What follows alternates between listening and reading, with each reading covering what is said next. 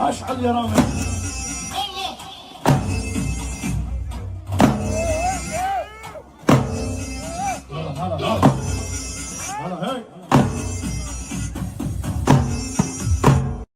Hello everyone, and welcome to...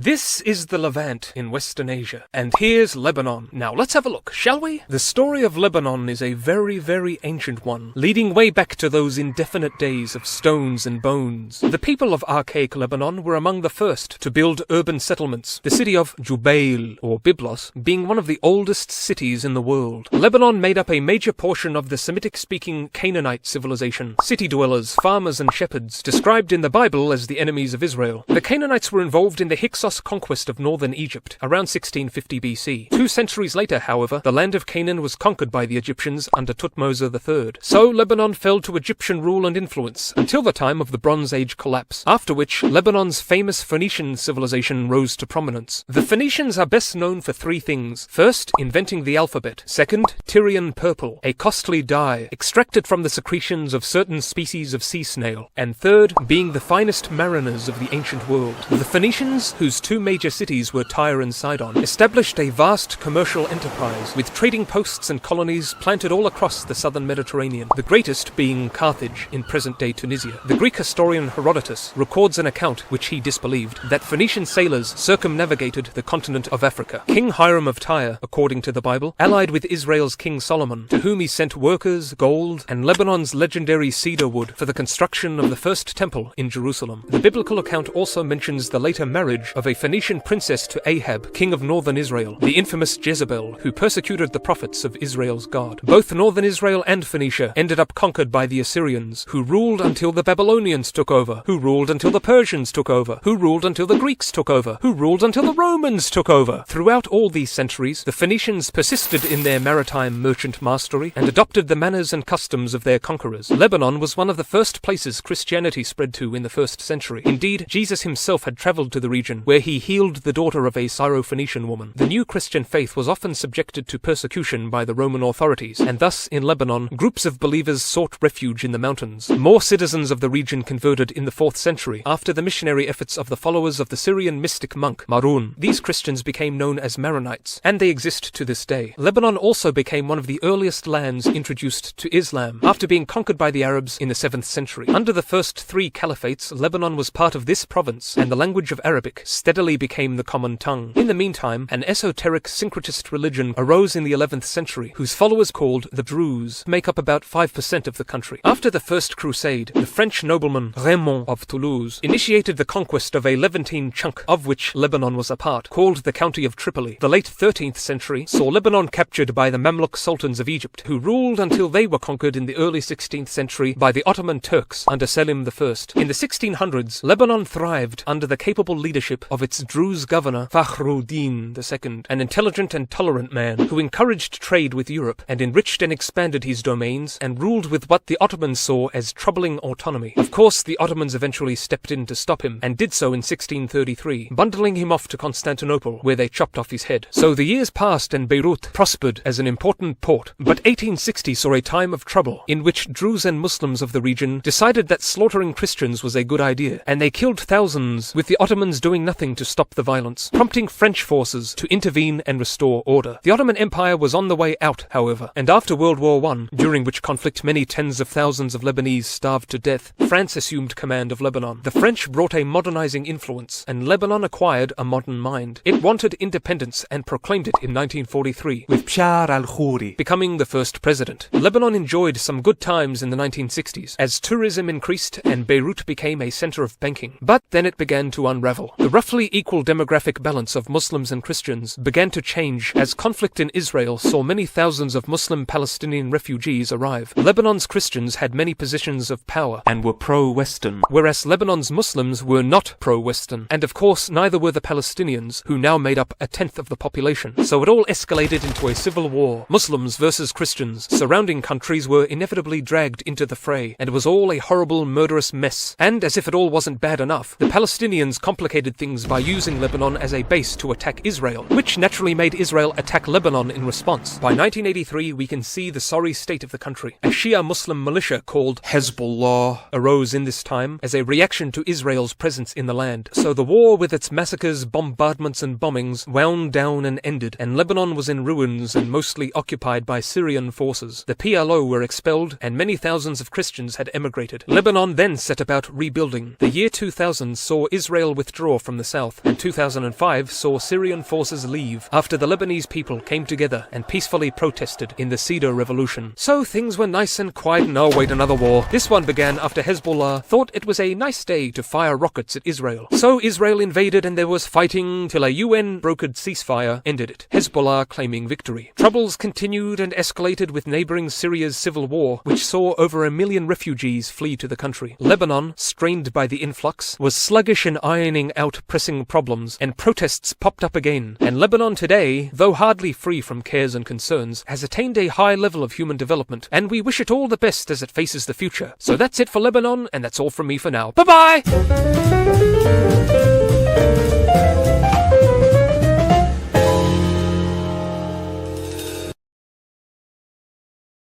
If you've been puzzled by Lebanon's complex governing system, you're probably not alone. So let's take a moment to break it down. It's a country that divides its political power along religious and sectarian lines, essentially trying to give everyone a piece of the pie. But power sharing takes a whole different form in Lebanon. With the stated intention to give every group an equal say in the political affairs of the country, the system has tried to maintain a fragile peace. Usama Makdisi, Rice University's Arab American Educational Foundation chair, describes the system as a single identity where one sect defines one's involvement in the public sphere and one's ability to be appointed to office, to govern, to collect taxes, and to punish. The National Pact, formed in 1943, which ended the French mandate of the country, created the modern-day states of Syria and Lebanon. Within Lebanon, the government was divvied up so that the president would always be a Maronite Christian, the prime minister a Sunni Muslim, and the speaker of parliament a Shia Muslim.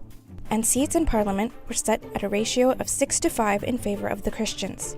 A constitutional amendment going against the spirit of the National Pact elevated the role of the presidency to the single most powerful position. This imbalance of power stoked tensions in an already fragile system. And with the influx of Palestinians from the Arab-Israeli War, the country was dragged into a 15-year civil war. The era also saw the creation of Amal and Hezbollah entrenching sectarian identities. In 1989, the Taif Agreement transferred much of the president's authority to the cabinet and increased the number of Muslim MPs, finally closing the previous imbalance of power, which ended the civil war the following year, and a period called the Second Republic began. The country saw the first democratic elections in 20 years, with Rafiq Hariri becoming prime minister in 1992. He was assassinated 13 years later in 2005. And with a segmented government still in play, sectarian tensions remained. Rafiq Hariri's son, Saad Hariri, formed his unity government in 2009, with Walid Jumblat, head of the 300,000-strong Druze community, throwing his support behind Shia group Hezbollah and the Syrian Alawi government, shifting the balance of power in their favor. In 2016, Michel Aoun won the presidency with the backing of Samir Jaja, another controversial politician with an incredible amount of influence.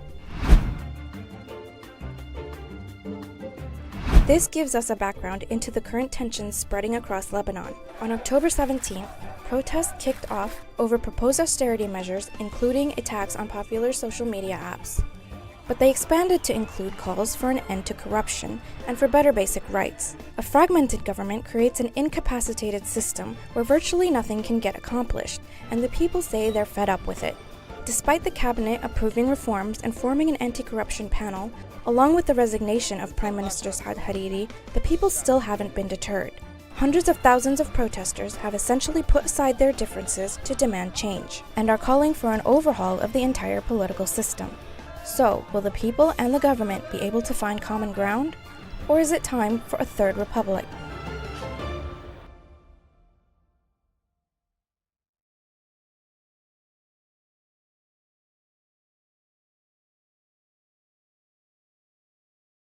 Lebanon has a new president, ending a power vacuum that lasted for more than 2 years. Its army commander, Joseph Aoun, received the majority of the votes. He says this is a new beginning. In his first speech to parliament, Aoun said he would fight corruption, poverty, promote economic and judicial reform while investing in the army. He promised to build a functional state.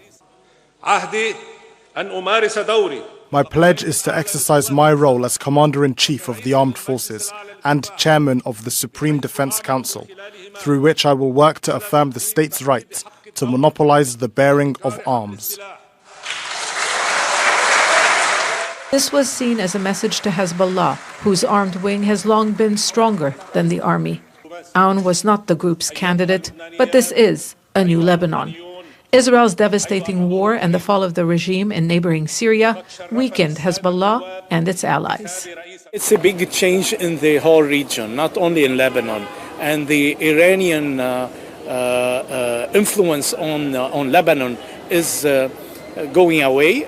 Lebanon's lawmakers returned to parliament on Thursday for the first time in 19 months. A lot has happened since. Hezbollah and its allies may not have been able to impose their candidate, but they made clear they can't be ignored.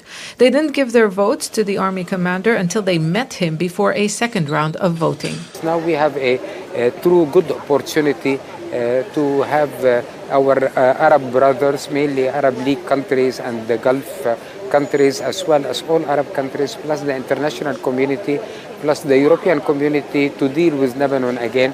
Hezbollah remains the main dividing line in Lebanon and beyond its borders. This election didn't fix the political divide. Instead, there was significant political maneuvering as envoys from the United States, France, and Saudi Arabia visited Beirut in recent days. Lebanon needs international assistance to help rebuild what was destroyed during the war. It also needs U.S. support to ensure Israel respects the ceasefire. But absent was Iran, which had considerable influence through Hezbollah. Aoun, who received 99 of the 128 votes, is considered to be the preferred choice of the U.S. and the international community. Well, unfortunately, I believe that there has been a role by international community and regional players to push for the conclusion of this milestone. Aoun faces the difficult tasks of overseeing a ceasefire on the Israeli border and naming a prime minister to lead reforms demanded by international creditors to save the country from a severe economic crisis. This was not merely a vote.